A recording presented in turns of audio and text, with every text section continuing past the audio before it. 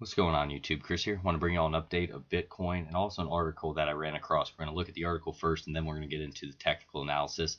Right now, Bitcoin is at $6,891, trying to hold up above that critical area of that $6,800 to $7,000 right now.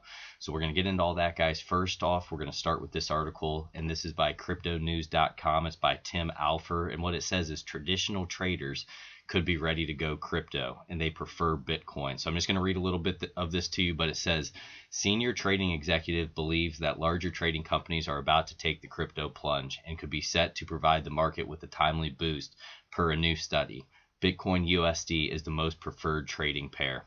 The findings were based on a survey of 86 senior executives across the sell side, proprietary trading firms, and the buy side. The author stated that its respondents from non-bank futures commission merchants, proprietary trading firms, and the buy side tended to be C-suite, the executive level managers, while banking and brokerage respondents were primarily heads of function at managing director level. The findings were announced this week. However, the authors did not specify whether the survey was conducted before or after the March crash, so we have to pay attention to that.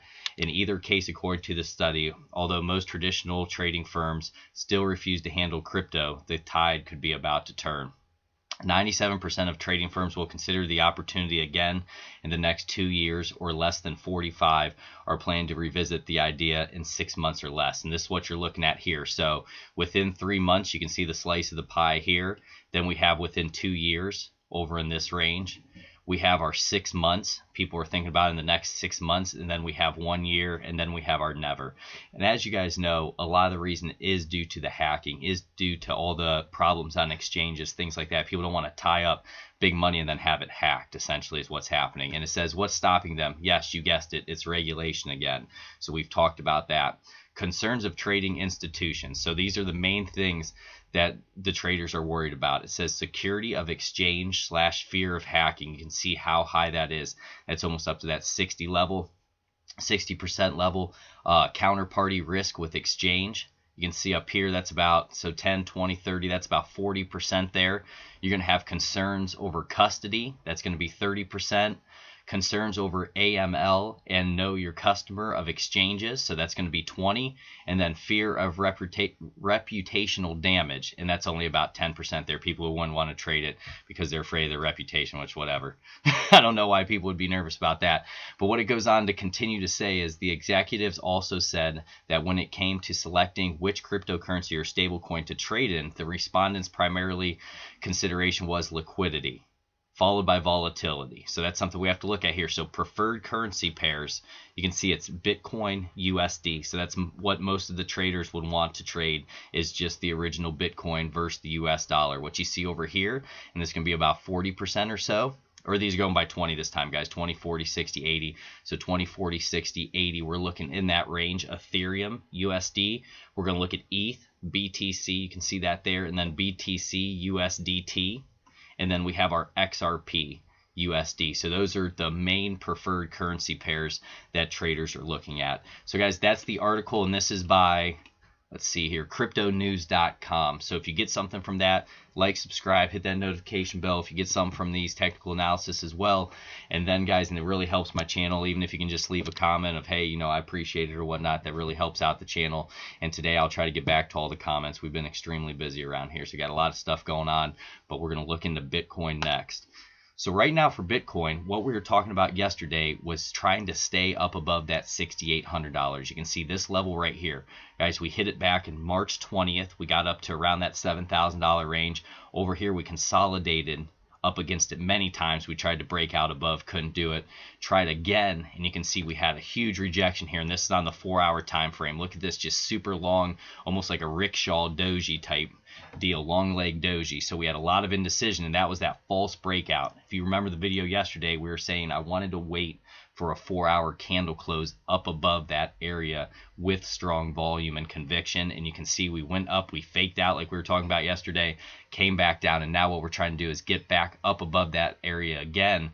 And we actually did have a couple candle closes on the 4-hour up above that, but I'm still not the most convinced yet, guys. We still need to see more volume. And you can see on this long leg doji, we had a lot of buying, or I'm sorry, a lot of selling in that area. You can see that big stick of red right there. So that's definitely something that I want to watch. But what I did, I changed our trend line now. So we're going to go from our bottom here, and this white trend line is going to be the trend line that I want to follow now, because we're almost forming, what you can see here is the higher lows that are coming in. Then we almost have this flat top, so it could be almost some type of potential ascending triangle on the 4-hour time frame. But overall, what we need to do is consolidate up upon this $69,000, $7,000 area, gain strong support off that, not drop below it, stay up within this trend line, and then make that next move. Our next move is going to be potentially up to around $7,600 or that $8,000. So what I basically did here was just go on the key resistance areas and the key support areas. So resistance, we're looking at that, we'll call it 6,885. If we can close above that, then we'll look to around $8,000, then it'd be 9,191, and then it'd be up there around that 10,500. Those are just the levels we'd have to get through in each one, guys. We want to break through, consolidate on it, find support, and then move to the next one. Now to the downside, we don't want to break our white trend line, and we would not want to lose around $6,200. That's where we had this bullish engulfing candle right here on the 4-hour, and we made that next move up to start challenging that $6,800 to $7,000 range. Again, depending if you're going off the real bodies or the wicks. So that's definitely something that I'm going to be paying a lot of attention to. We still have the decreasing volume as the price has been trying to go up. So that's definitely something we're going to have to watch. And next, I'm going to throw on some moving averages here. We're going to look at our 50 moving average, which we are up above now. So that's good on the 4-hour time frame. We're going to go to our 200, and right now we are basically trading directly on that 200 moving average. So that's another area that we would need to close up above, and that's going to be at 6,883 is that 200 moving average on the 4-hour time frame. Then what we'll also throw on is our 20 and our 40. So you can see now, besides that 200 on the 4-hour, we're starting to get back up above them again. So that's a good thing, but what we need is volume to push us up to these higher levels. So right now, guys, I am still out of the market right now. I've been sitting back, patiently waiting, been out for a while now. Like I said, I didn't jump in on this big manipulative move up above there. We did not get a strong candle close. So for me, that potentially could have just been that fake out, and that's what it was. So now we're trying to rebuild strength again and see if we can get up above it again.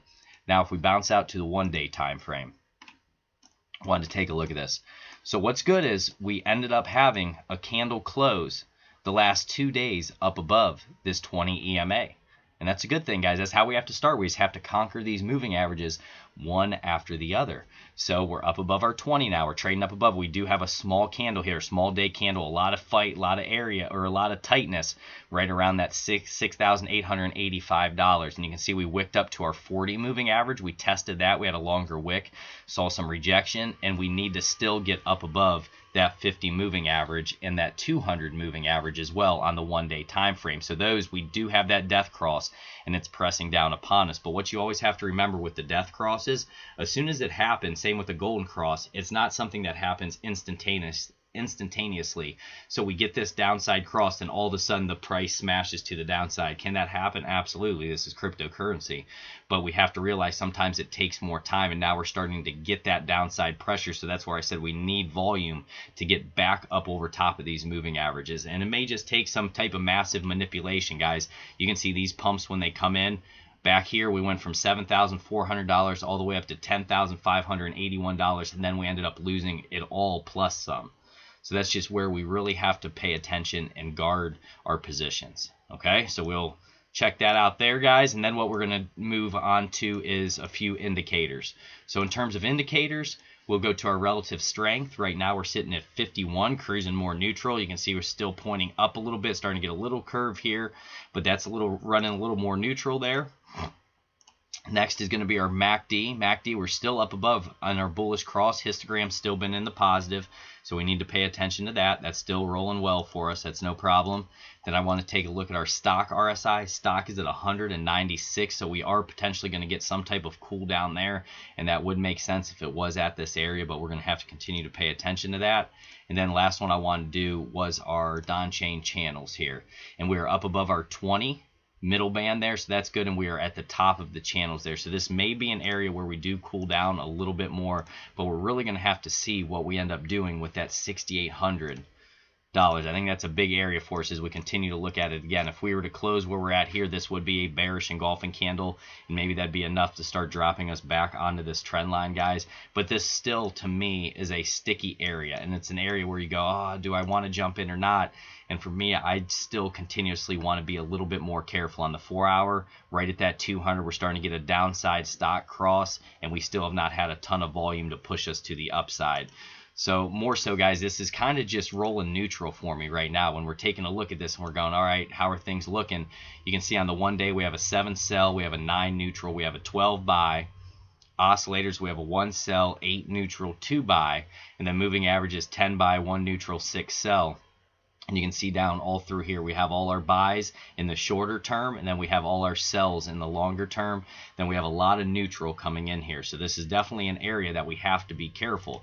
Just from even looking at that, you can see that we've had a lot of fight back and forth. There's been a lot of chop. So this is an area we're going to have to watch, guys. But for me, it would be candle closing up above that 200 moving average on the 4 hour time frame with some heavier volume. That may be enough to start getting us back up to around maybe even $8,000. We'd say on the lower end, if we make that move, around $7,600, $7,700. But still, I would pay great attention to this trend line, because you have at least 1 touchdown here, you have 2, we'd have 3, and then we would not want to start breaking down to the downside there. If we do, guys, we need to look at that $6,200 to hold. So I just want to bring you a quick one here on Bitcoin. Hope you got something out of that article. Maybe the bigger dogs are going to start trading this, guys. This would be the area too. If we could get a nice pop to the upside there, maybe get things moving into the halving. But right now, I don't see the confirmation yet. We still need to be patient. So that's what I wanted to put out for you today. God bless you all. Take care. Don't forget to like and subscribe if you like this channel. Get something from it, guys. Appreciate you being here with me today. God bless.